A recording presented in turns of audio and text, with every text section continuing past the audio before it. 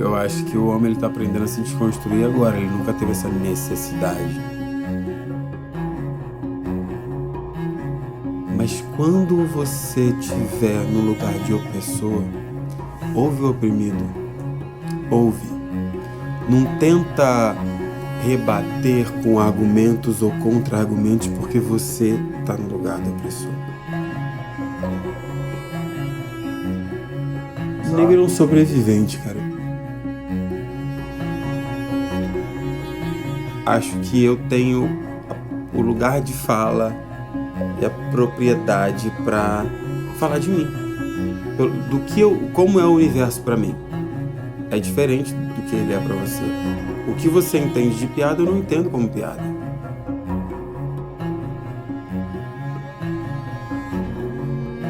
Eu acho que tá na hora da gente perguntar pro branco o porquê do racismo.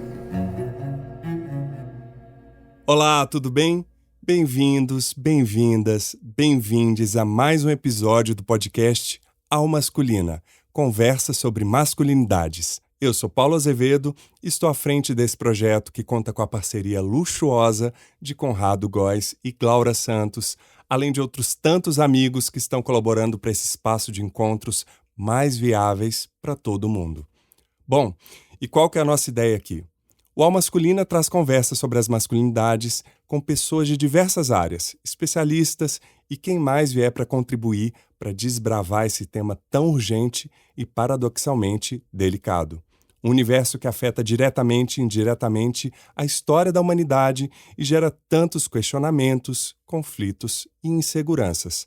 A busca aqui é entender as visões dos nossos convidados, como vivenciam e lidam com as masculinidades no dia a dia, apostando em suas potências e na capacidade de transformação por meio do diálogo, autoconhecimento, sensibilização e humanidade. O exercício aqui não é impor regras, rótulos, nem modelos de como ser, mas sim escutar da forma mais aberta possível. Ou seja, estou aqui para fazer uma das coisas que mais amo: conversar com gente, saber de gente, conhecer coisas novas e outras visões por meio de gente, além de refletir, gerar ideias e abrir diálogos sobre as masculinidades e suas diversas maneiras de estar no mundo hoje. No primeiro episódio do Ao Masculina, quando eu perguntei para os atores Matheus Solano e Paula Brown que eles gostariam de ouvir aqui, eles responderam assim. Olha, eu pensei no meu amigo Davi Júnior, que é homem e é negro. Então eu acho que a gente fala com uma outra parcela, assim, e com uma outra masculinidade também, bem em cima da qual há muito preconceito. Então acho que pode ser bem rico. Tem o Davi, que é muito legal, que é um ator incrível. O Davi. E hoje eu estou aqui no Rio de Janeiro, muito bem assessorado pelo meu amigo Pedro Saerp, me acompanhando aqui na gravação, para conversar com ele finalmente, no intervalo das gravações. Davi Júnior, seja muito bem-vindo ao Masculina, finalmente. Finalmente, graças a Deus Conseguimos, né? Equalizar as agendas aí, né? Deus do céu, nem por telefone a gente Nem por telefone, falar, né? Eu tive que vir até aqui. Tá bom também, né? Tá ótimo. Um abraço, ganha um beijo, se conhece, eu acho ótimo. Também acho ótimo. Davi, como é que você quer se apresentar para os nossos ouvintes? Davi Júnior tá bom. Quem é Davi Júnior? Bom, eu sou, antes de ser ator, né? Eu preciso dizer que falar da gente é muito difícil, né? É muito louco. Primeira pergunta, você já começa, meu Deus, e agora? Davi Júnior é um cara nascido e criado na Baixada Fluminense, de Nova Iguaçu, para ser mais exato. Um moleque que conhecia o bairro inteiro, quase que a cidade inteira. Nova Iguaçu eu sou meio que chamado de político, não porque hoje eu sou ator, mas porque eu já era conhecido pra caraca, eu já conhecia muita gente. Eu chego em Nova Iguaçu, toda vez que eu chego em Nova Iguaçu, eu passo numa rua e tem alguém pra falar. Sou assim. Então, sempre fui muito comunicativo, mas nunca me vi como um comunicador. Olha que louco. Nunca achei que eu pudesse chegar nesse lugar, assim. E é louco ver os lugares que a gente tem alcançado, né? Eu estar aqui hoje conseguindo falar, dialogar com você, ser uma figura pública com uma representatividade a ponto de estar aqui discutindo masculinidade, já é muita coisa vindo da periferia de Nova Iguaçu, sabe? Tendo uma realidade tão opressora, tão... um teto baixo, sabe? Eu costumo falar sobre isso. Nosso teto era muito baixo. Então, eu acho que eu sou um misto de muitos encontros. Um misto de encontro que eu tive na minha família, minha primeira infância ali.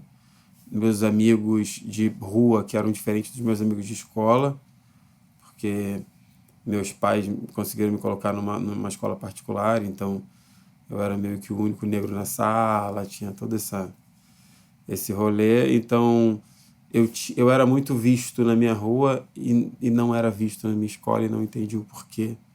E aí tentava subverter isso. E eu acho que tentando subverter isso que eu me encontrei nessa comunicação, sabe? Um meio de conseguir dialogar com todo mundo. E... gente, isso parece terapia, né? Ah, mas é terapia. Falar desse assunto, eu já queria começar, a gente vai aprofundar isso, mas eu já queria fazer a primeira pergunta. Qual que é a sua curiosidade sobre esse assunto, o tema das masculinidades? Ou você tem alguma curiosidade, alguma dúvida de algo que você leu ou ouviu falar sobre o tema? Eu tenho todas. Eu acho que o homem está aprendendo a se desconstruir agora. Ele nunca teve essa necessidade.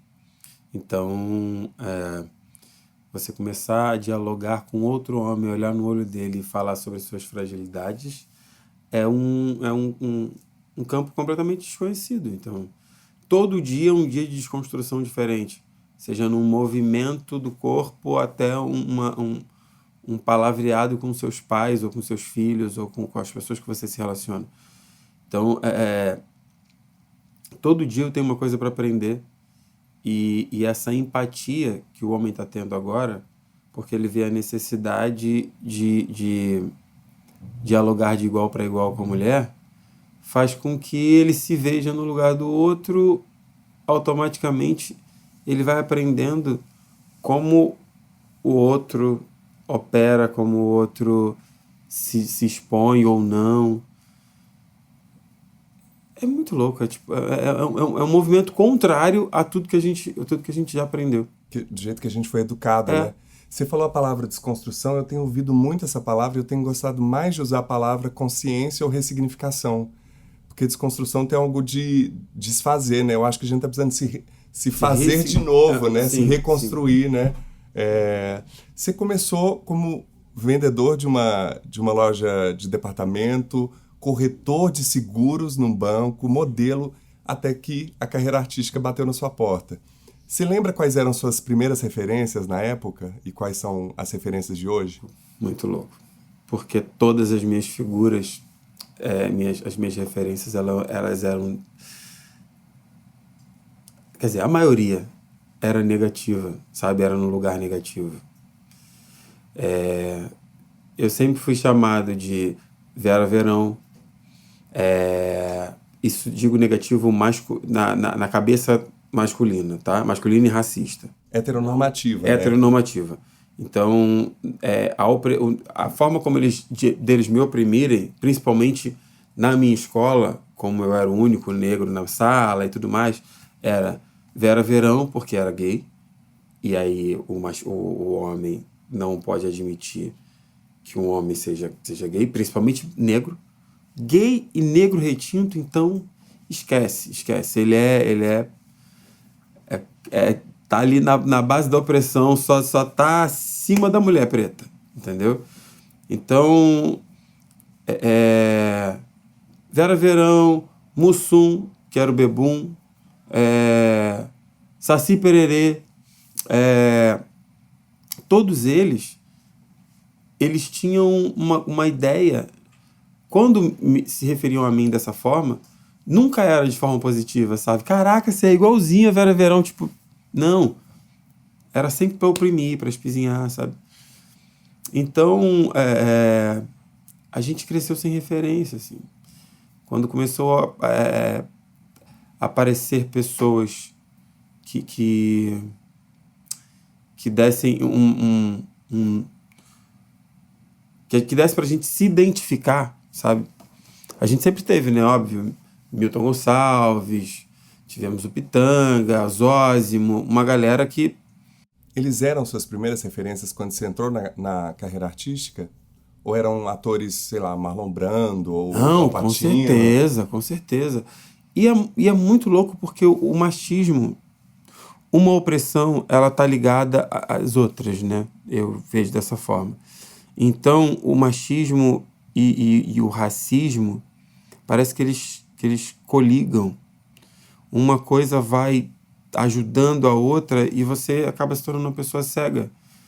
O Milton, o Lázaro... Lázaro veio depois, né? Lázaro é uma geração só acima da minha.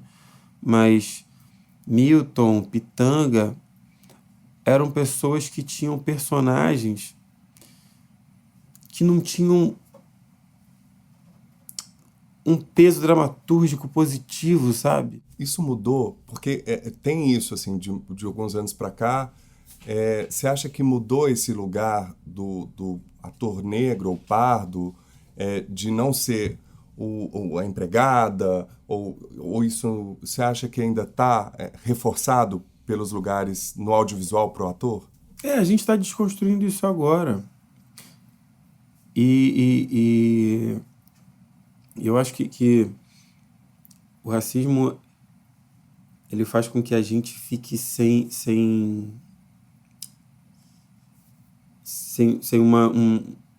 uma identificação. Eu acho que é isso.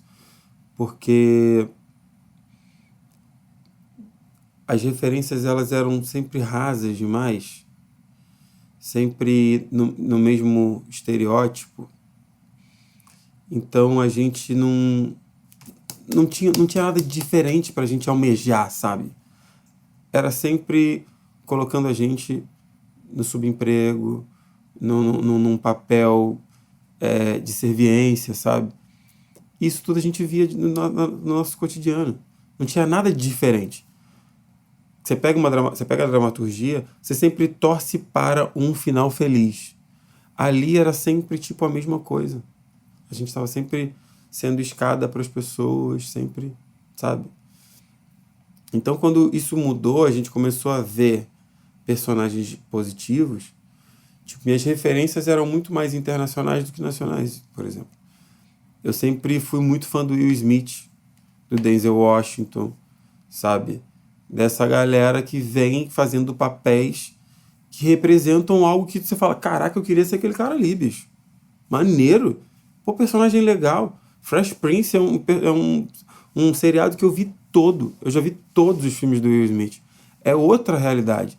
Então, quando eu não me lembro muito, a verdade é essa, eu não me lembro muito de papéis do Milton que fale, caraca, não, mas eu lembro de você nessa...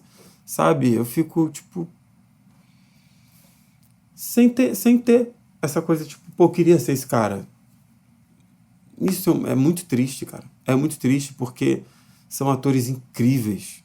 Incríveis, com um talento incrível, que se tivesse menos melanina, faria tudo, sabe? Não teria a realidade financeira que tem. Seria completamente diferente. A condição de uma Ruth de Souza não é só dela. Com certeza tem 50 mil outras pessoas atrás dela que, a partir do momento em que ela ascende socialmente, ela precisa ajudar, né? Então, só disso já gera uma realidade diferente para que um cresça assim e outro cresça assim, sabe? Assim é ótimo para fazer um áudio, mas um cresça mais do que o outro, tá, gente? E hoje a gente está tendo um papel de destaque do homem negro. Amanhã a gente consegue, de repente, colocar um casal negro como protagonista de uma novela, quem sabe?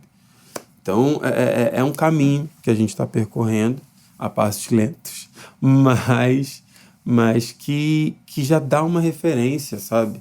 Eu recebo mensagens no Instagram de mães dizendo que estão muito felizes porque agora o filho dela tem uma referência, sabe? É muito melhor do que a gente só ter a referência do bandido. É horrível. Chegar e, que a referência dramatúrgica, se só colocar o negro como traficante, como bandido, é reforçar esse estereótipo e jogar isso tudo pra favela. Fala assim, é isso aí que vocês têm que ser. Continua. E você tá agora como Ramon, na novela das 7 da Globo, no Bom Sucesso, e também tá no ar na 4ª temporada de Sessão de Terapia, que está disponível no Globoplay, que é produzido pela GNT, com um personagem que tem muito a ver com essa nossa conversa aqui, que é o Nando. Conta um pouquinho sobre o Nando pra gente. Cara, o Nando... O Nando, ele é exatamente o estereótipo do homem machista que a gente está tentando desconstruir. Ele é o cara que se acha autossuficiente e precisa ter alguém para oprimir dentro de casa. Tem muitas camadas, gente. O Nando, ele é bem complexo. Ele é um produto do meio, que eu vim falando com a Sanara também sobre isso. Ele é um cara que, tipo, filho de empregada doméstica com pedreiro, sabe? Servente de pedreiro. O cara recebeu a vida inteira falando, você precisa ser melhor, fazer acontecer. Ele cresceu oprimido, querendo ser o opressor, sabe? Reproduziu o sistema que ele aprendeu. E num determinado momento ele fala sobre o fato do homem negro ser objetificado, estereotipado como bem dotado, forte, viril, comedor. E, inclusive, o Salviano, Liberdade em Liberdade, explorava um pouco esse lugar também. Sim. Você já teve que lidar ou lida com essa hipervirilização do homem negro? O tempo inteiro. É um jogo de xadrez que a gente vive diariamente, né? A gente tem que entender o que funciona, a gente somado ao que a gente quer desconstruir e saber lidar com isso da melhor forma possível. Não dá também pra gente fugir de tudo, né? Porque a gente se desconstrói, mas tem que aprender a desconstruir o sistema aos poucos. Eu, enquanto homem negro jovem, eu reforço exatamente esse estereótipo, principalmente que eu sou atleta, né? Então, é exatamente o estereótipo do negro viril. Mas eu procuro apresentar outras qualidades que não só essas, dramaturgicamente, né? Procuro apresentar outras facetas que não só essas. O Saviano era um homem escravizado. O Dom já era um dono de banco suíço. Então, que vinha falando francês, sabe? Eu também tenho grandes oportunidades. Eu tenho que confessar que eu sou bem abençoado nesse quesito, porque eu já fiz escravo, já fiz multimilionário, já fiz jogador de basquete, já fui de segurança a dono de banco. Dono de banco. Então, eu não fiquei só no estereótipo. Isso é bom. Você estava falando do Nando e ele tem uma outra frase que eu achei super boa, que ele fala que o homem negro tem que fazer 1000 vezes mais que um branco para ser bem-sucedido. Você já passou por essa situação? Eu passo diariamente, né? O Mano Brown falava isso, a gente tem que ser 2 vezes melhor.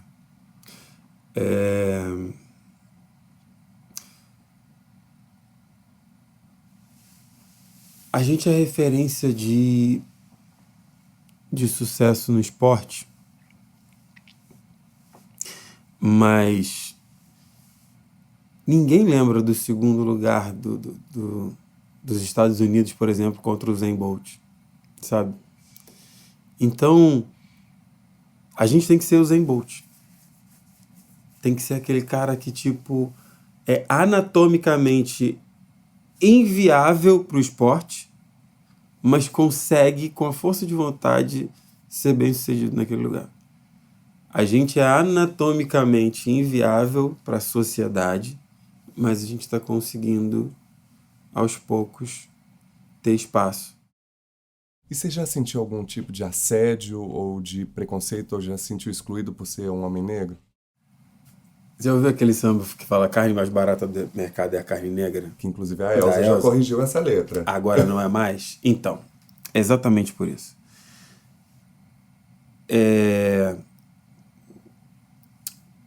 O tratamento é diferente. A forma de chegar, de pegar, de se disponibilizar, sabe? Ou de demonstrar interesse é completamente diferente, é muito mais abusiva. Em que? Como é que é, Davi? Em todos os sentidos. Até as mulheres chegam e falam, tipo, ô, negão gostoso, sabe? Voltamos à hipervirilização do homem negro. É sempre nesse lugar de tipificar pela cor da pele, sabe? Então, isso acontece até hoje. A única diferença é que agora eu rebato. Eu já tomei uma surra, porque eu fiz uma homenagem pro meu pai. Na minha cabeça eu escrevi DJ, porque eu queria dizer que eu era filho da Davi, aí escrevi DJ quando eu raspei a cabeça com navalha. Meu pai me deu uma surra por causa disso, porque ele disse que eu ia parecer com um bandido, que eu podia morrer por causa disso. São tantos traumas que você abre a porta de casa na defensiva. Eu não sento de costas para a rua, eu tenho 50 questões na minha vida para desconstruir, para ressignificar, que não passa pela cabeça dele, para ele dizer que isso não existe, sabe? De que dá para todo mundo falar, ou que não dá para eu pensar, para eu falar sobre mim. Eu tenho muita coisa para falar de mim, eu tenho muita coisa para dizer para o mundo que eu vivi, e isso foi uma realidade no país que a gente vive, sabe? Eu cresci num lugar onde a taxa de mortalidade dos meus amigos era 12, 13 anos. Como é que você reage a uma situação de racismo? Ou já reagiu? Eu converso. Eu sempre converso. Eu não tenho muito... Eu hoje acho que eu tenho o lugar de fala e a propriedade para falar de mim. Como é o universo para mim. É diferente do que ele é para você. O que você entende de piada, eu não entendo como piada.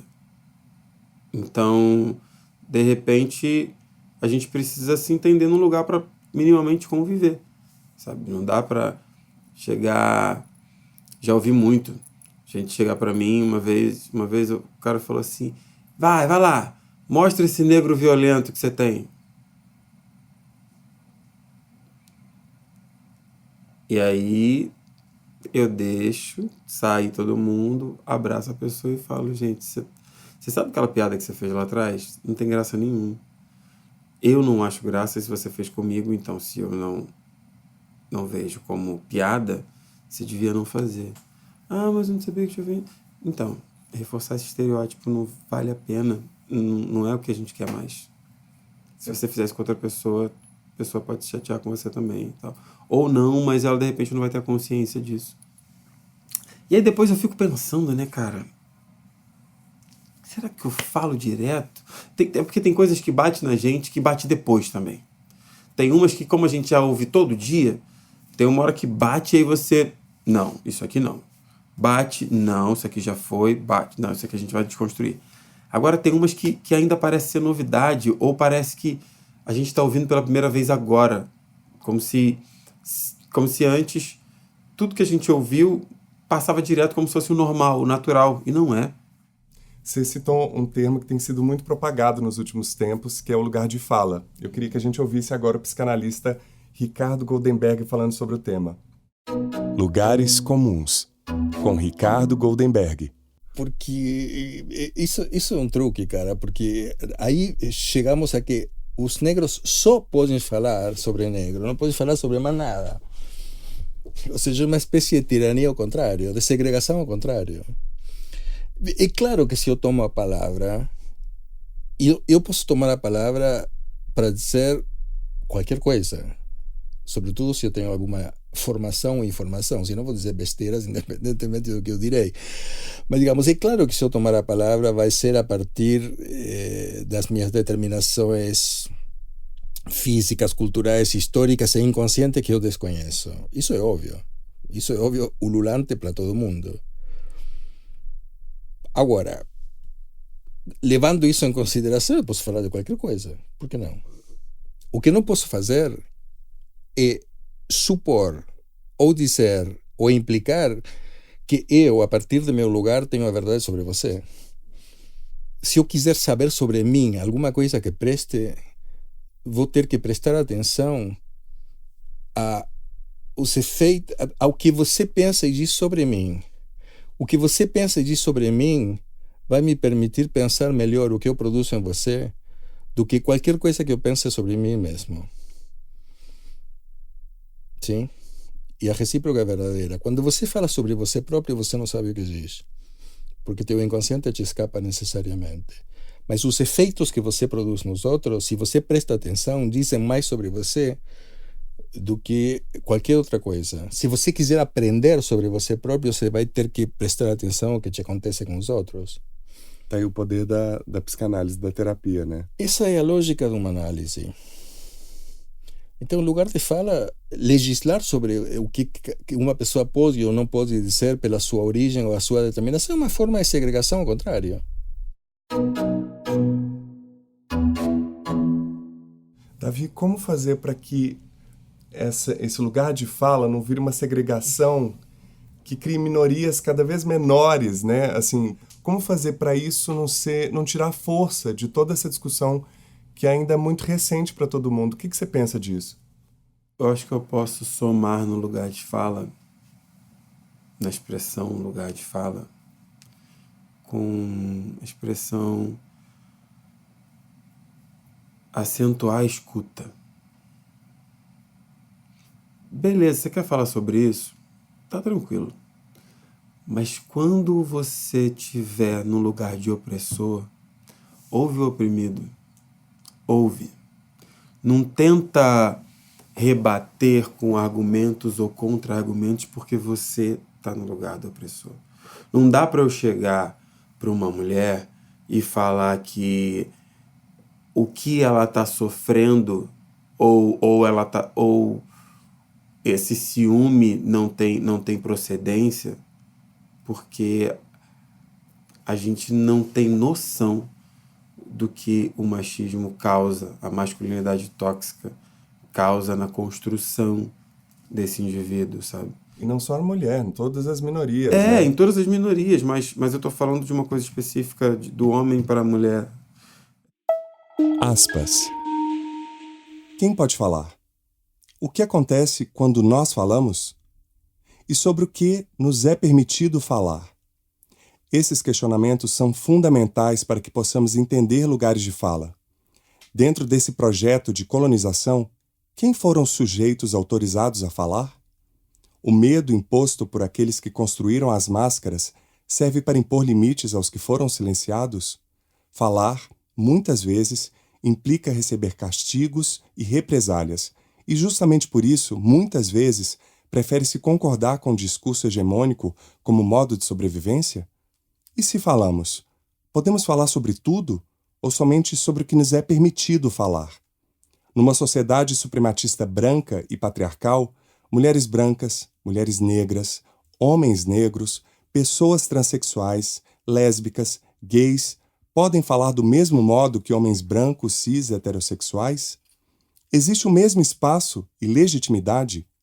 Quando existe algum espaço para falar, por exemplo, uma travesti negra, é permitido que ela fale sobre economia, astrofísica, ou só é permitido que fale sobre temas referentes ao fato de ser uma travesti negra? Saberes construídos fora do espaço acadêmico são considerados saberes? Lugar de fala, de Djamila Ribeiro. E você falou da conversa como uma possibilidade de diálogo. Quais seriam as outras soluções, ainda que mais utópicas possíveis, para o fim do racismo? Você já pensou sobre isso, Davi?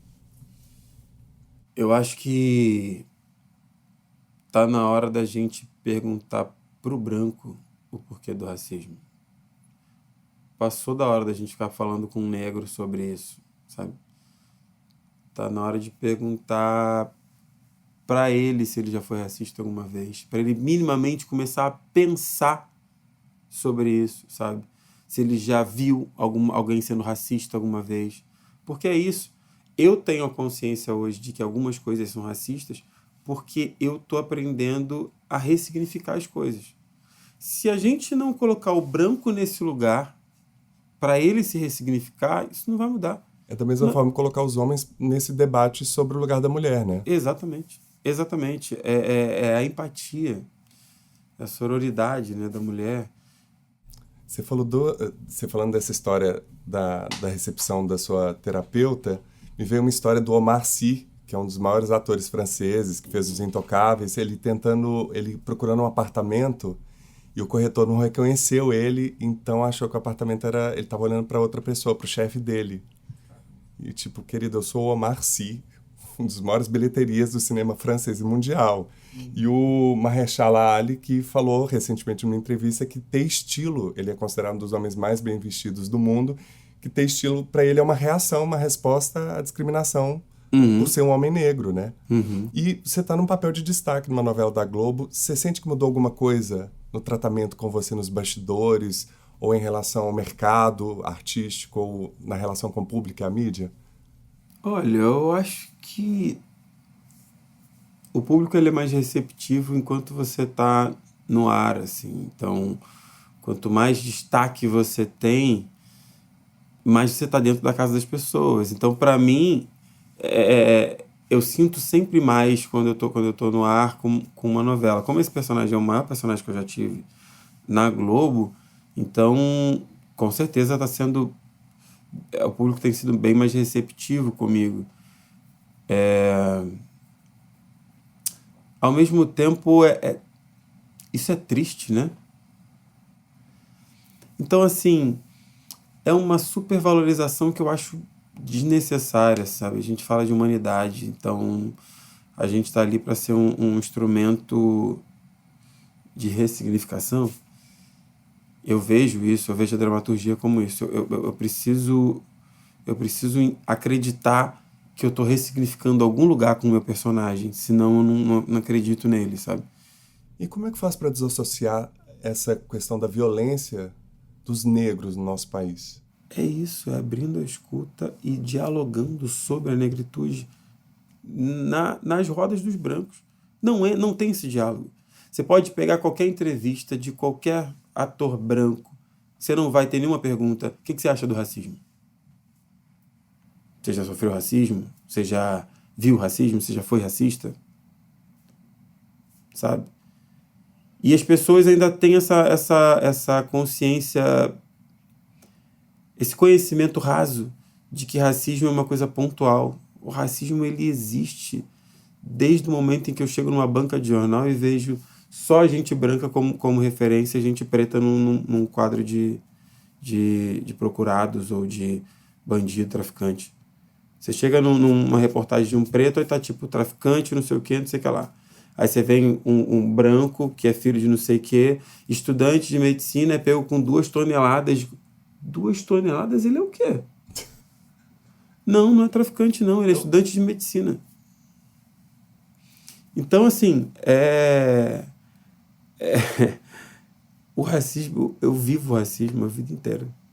Eu nunca sofri racismo. Eu sofro do racismo a vida inteira. Você falou dos mecanismos de defesa que você criou. Você tem medo de quê hoje, Davi? O meu pai, ele sempre foi referência na família dele de sustentação. Meu pai era o mais velho da família. Meus avós tiveram 20 filhos. E ele, o mais velho, ele ajudava desde os 12 anos, meu avô e tal. Então, todos os pepinos que tinham na casa era meu pai. Assim como no lado da minha mãe, todos os pepinos que tinham na casa eram da minha mãe, porque minha mãe era mais velha. E os dois eram os únicos, das 2 famílias, os 2 eram os únicos que tinham funcionalismo público. Meu pai era policial e minha mãe era professora. Então, eu que meio que peguei esse cargo, sabe, do meu pai depois que ele faleceu. Então, tipo, só que eu peguei o cargo dos 2 lados, né? Eu segurei das 2 marimbas. Então, eu acho que hoje tem muita gente que depende de mim e que sabe que se precisar me tem. Então, eu acho que o meu maior medo hoje é não ter para dar, sabe? Não ter para dar para quem tá atrás de mim. Seu pai foi sua primeira referência de masculinidade? Sim. Eu tinha um pai tão brabo dentro de casa que eu olhava do portão para fora, eu achava que, tipo, nenhum pode ser Pior do que meu pai. Meu pai era muito sinistro, assim. Meu pai era aquele cara temido na rua, sabe? Que o cara passava e todo mundo respeitava, porque era o único policial da rua Ele e tal. criou esse mecanismo de defesa também. Ele criou né? esse mecanismo de defesa, óbvio. Meu pai já trocou tiro com um bandido na minha rua, assim. Ele entrou na rua e os bandidos não reconheceram o carro, ele não quis acender a luz, os caras deram tiro, ele deu tiro pra cima dos caras também. Era tipo... Você entendia o jogo por trás, né, da instituição. Davi, é tão engraçado porque eu sempre cresci com as pessoas muito chocadas quando eu falava que tinha 21 tios. De repente eu estou em frente a uma pessoa que teve 30. Como é que foi crescer no meio de tantas referências de masculinidades e feminilidades? Meu analista fala que eu sou um sobrevivente na minha família. Oi? Eu tô respirando por aparelhos. Não, é muito difícil, é muito difícil. É porque o oprimido fica muito marcado por muita coisa, né? E uma delas, que a personificação disso era o Mussum, é o álcool. O negro, ele apagava as dores dele, e isso é cultural no álcool.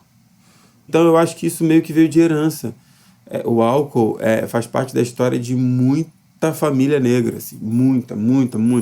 Eu li uma estatística falando justamente disso, como que o negro brasileiro em geral está muito exposto à bebida, ao álcool e às drogas, justamente por um contexto social muito violento.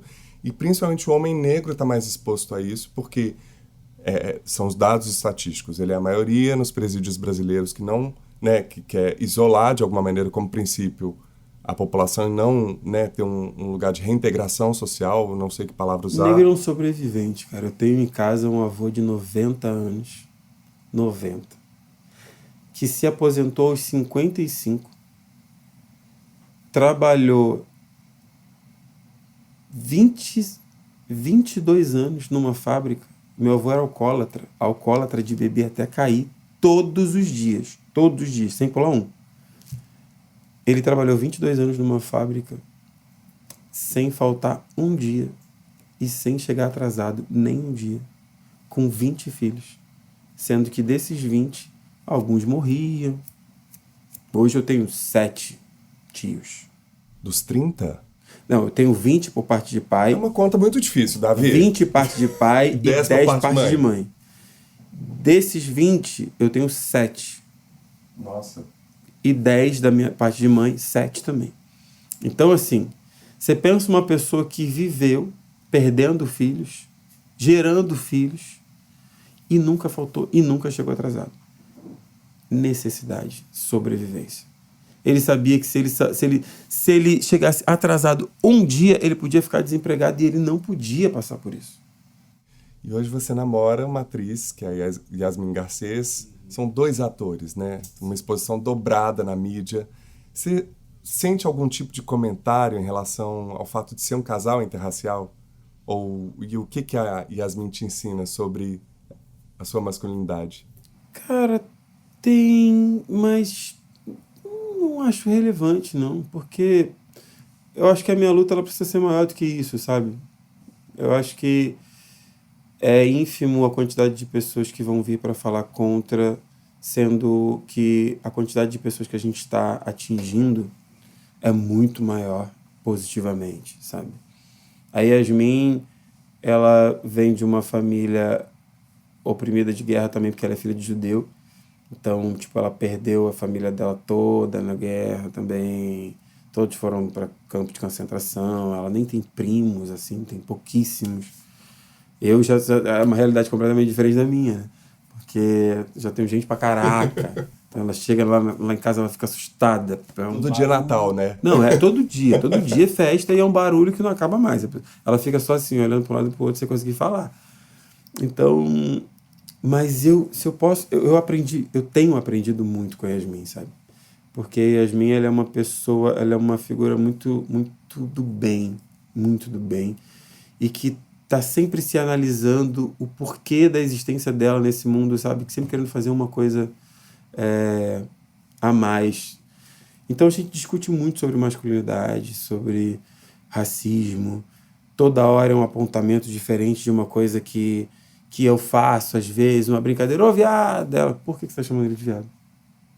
Qual o motivo? Sabe que toda hora eu fico... Ai, caceta, o que eu falei agora, pelo amor de Deus? Mas te trava isso? Não trava, é gostoso, porque a gente vai desconstruindo, e daqui a pouco eu tô falando com os amigos também, ó, tá errado, faz isso não, ridículo. Porque eu tenho ouvido alguns homens reclamando, agora não pode falar nada.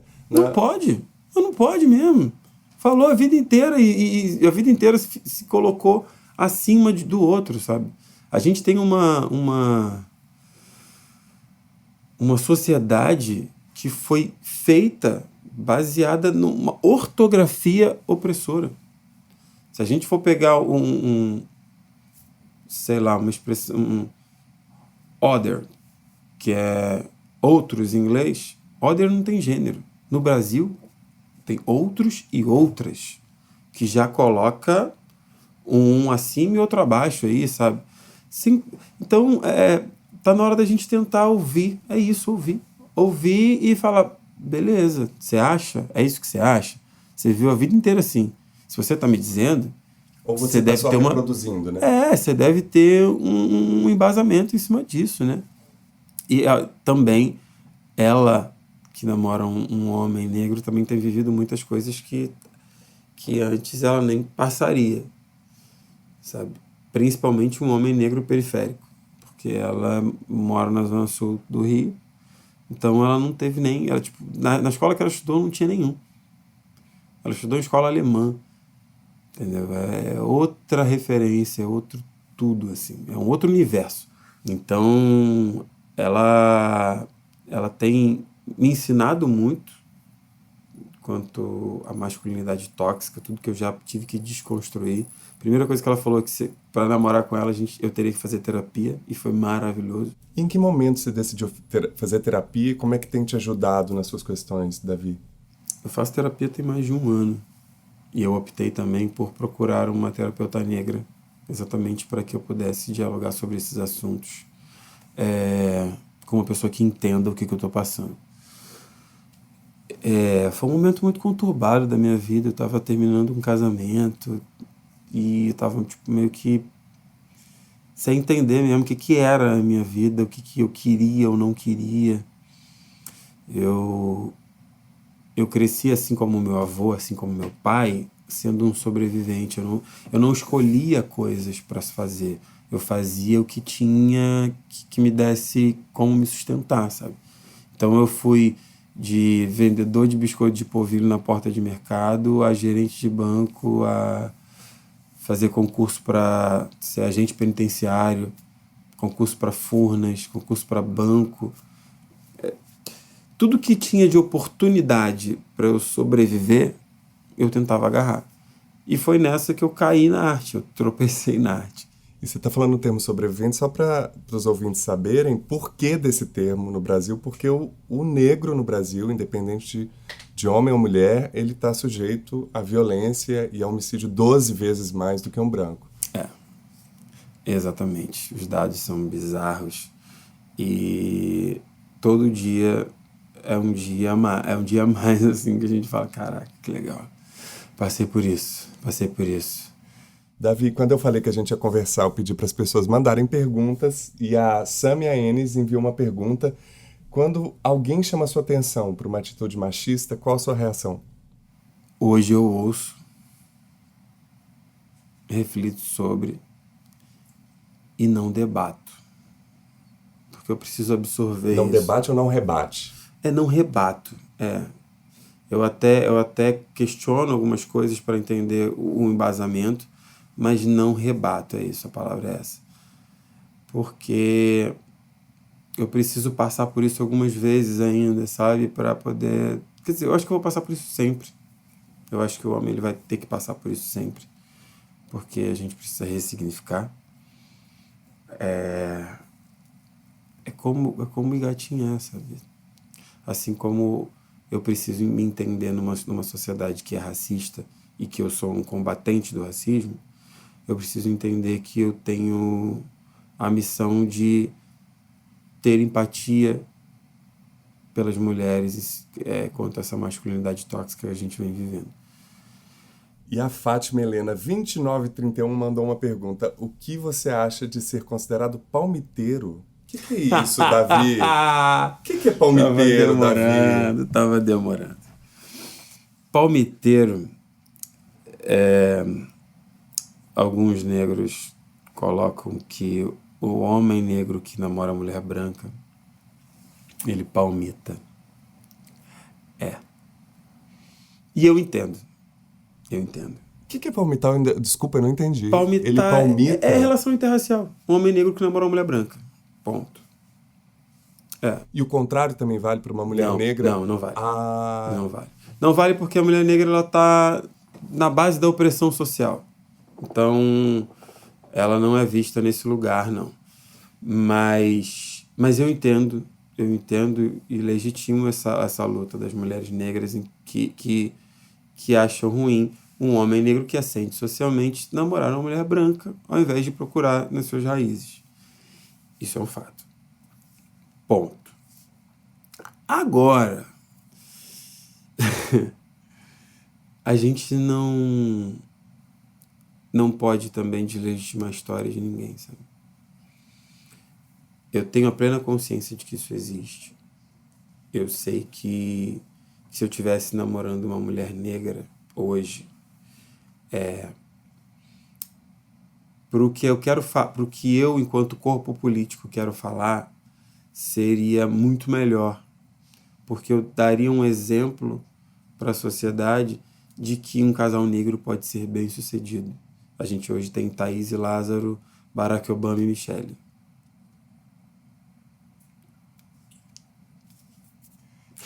Não, tem Beyoncé e Jay-Z também, pelo amor de Deus. Mas, assim, pouquíssimos. A gente fica sempre procurando para poder ver aonde tem, sabe? Quem são essas pessoas? Existe?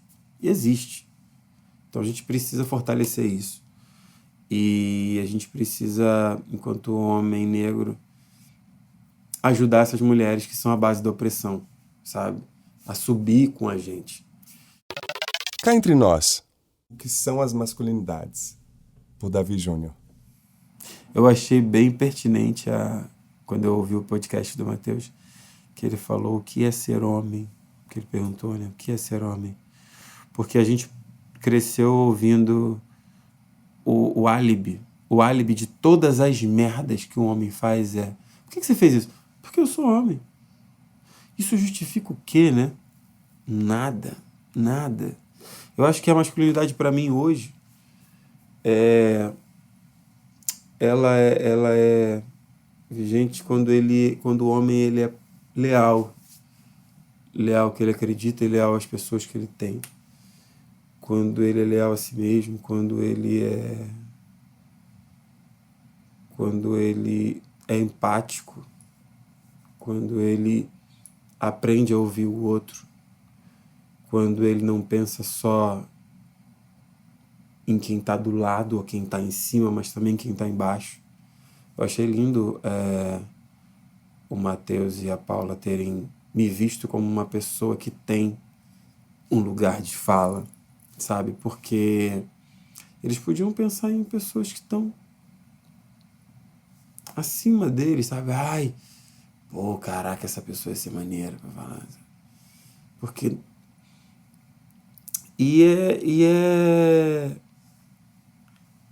Eu acho que é isso. Eu acho que a nossa sociedade ela vai mudar quando a gente tiver parceiros.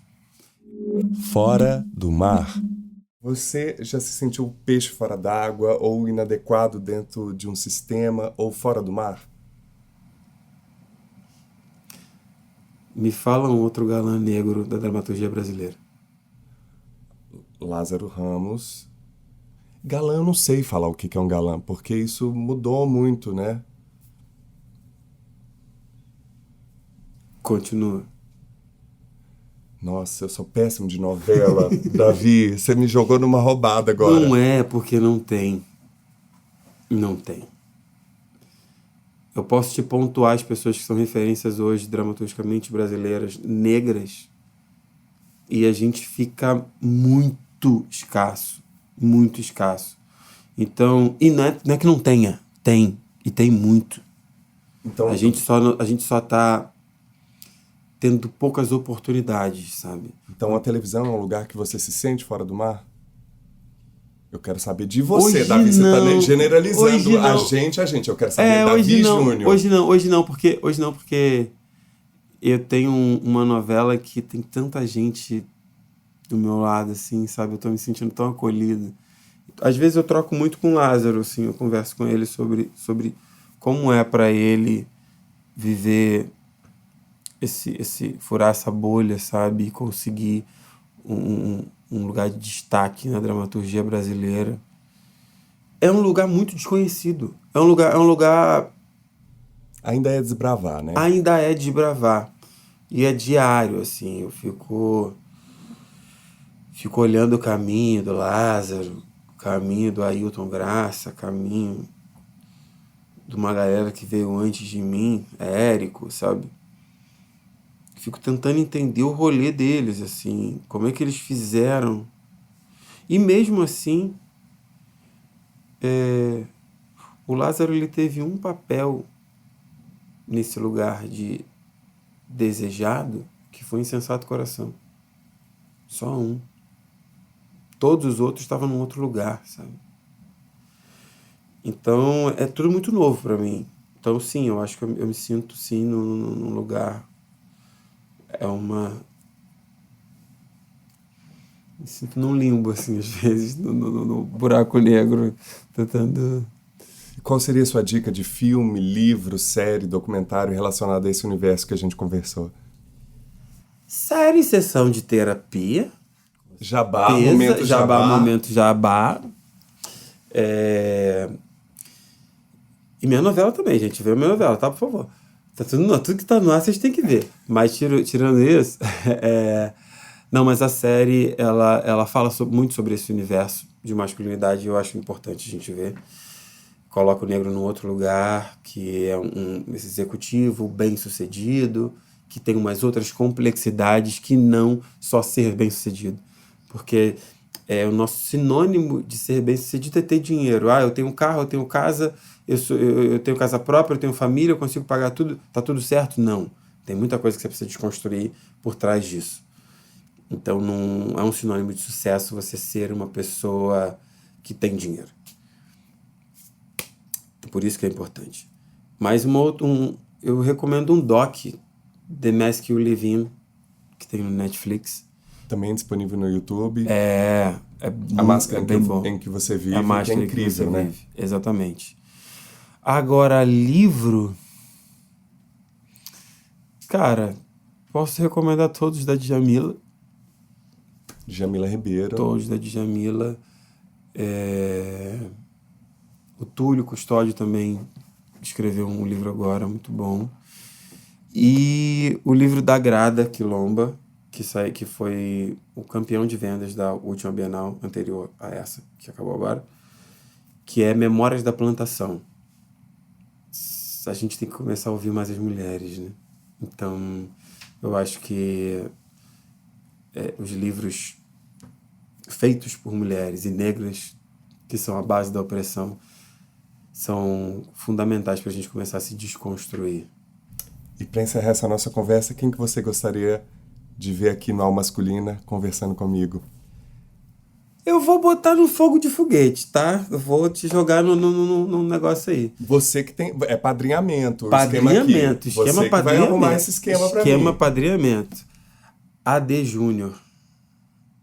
Ele é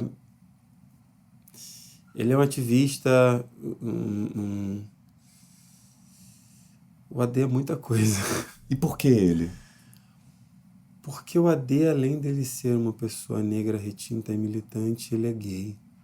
Então eu acho que um negro retinto gay seria uma pessoa fundamental para dialogar sobre sobre esse universo de masculinidade, sabe? Ele é negro, retinto, gay e filho de pastor. É uma delícia. Pacote completo. Pacote completo. Então você vai ligar para ele e vai marcar fazer essa ponte para a gente ter essa conversa. Vou fazer essa ponte para vocês. Davi, querido, muito obrigado por essa conversa. Eu fiquei impressionado com sua calma e paciência nesse tema tão delicado de tratar e sua tranquilidade, sua disponibilidade de estar aqui com a gente. Te desejo toda a sorte do mundo, não só na família numerosa. Obrigado. Nem só na sua família, que você talvez virá a construir. Você comentou aí sobre paternidade também. Mas a sua carreira... Calma, a gente estava só conversando com a pessoa que é gestante, é outra coisa. E que você tenha muito espaço para levar esse seu discurso amoroso, empático, e que você também tenha cada vez mais espaço em tudo que você quiser fazer, porque o pouco que eu já te conheci nesses WhatsApps para marcar essa conversa e aqui pessoalmente, você merece muito. Pô, obrigado. Eu estou num momento de transformação, então posso ter falado um monte de coisa boa e um monte de coisa ruim também, mas é porque a gente vai vomitando tudo que vem na cabeça, assim, sabe? Sem e julgamento, é bom, sabe? Davi. E é Nossa bom. Senhora da edição. Não é julgamento, não. Na verdade, é isso tudo para dizer que é bom. É bom, sabe? É uma lavagem de alma. Como eu falei no início, eu me sinto numa terapia, sabe? Que eu consigo verbalizar tudo que eu tô sentindo agora, sabe? Essa erupção que é se desconstruir enquanto homem e se desconstruir do racismo, se ressignificar enquanto homem e se ressignificar sobre o machismo. Muito bom. Obrigado. Bom, obrigado a você. Obrigado. Continue nos enviando mensagens, comentários, críticas e sugestões e compartilhem o Alma Masculina nas redes. Vocês nos encontram em diversas plataformas de podcast, Spotify, Deezer, Apple e Google Podcast, entre outras. E também pelo site www.comcultura.com.br/almasculina e no Facebook /Almasculina Podcast, no Twitter @Almasculina e no Instagram você me encontra como @Paulo Azevedo Oficial ou no perfil @Almasculina. Gostaria de agradecer muitíssimo a todas as pessoas que colaboraram, em especial aos nossos convidados Davi Júnior e Ricardo Goldenberg. E também não posso deixar de agradecer as mensagens de Daniela Libânio, Júlia Nogueira, Juliana Azevedo, Marcela Mangabeira, Poliane Elisário, Silvana Azevedo, Vitória Nogueira. Bom, nosso episódio fica por aqui e o Alma Masculina é feito por Conrado Góes na trilha sonora original, gravação, edição e mixagem, Glaura Santos na identidade visual e arte e eu, Paulo Azevedo, na idealização, produção, roteiro e apresentação. Esse podcast conta com a colaboração da sua companhia e é realizado pela Comcultura. E você que nos deu prazer da sua companhia até aqui, muitíssimo obrigado e até o próximo encontro.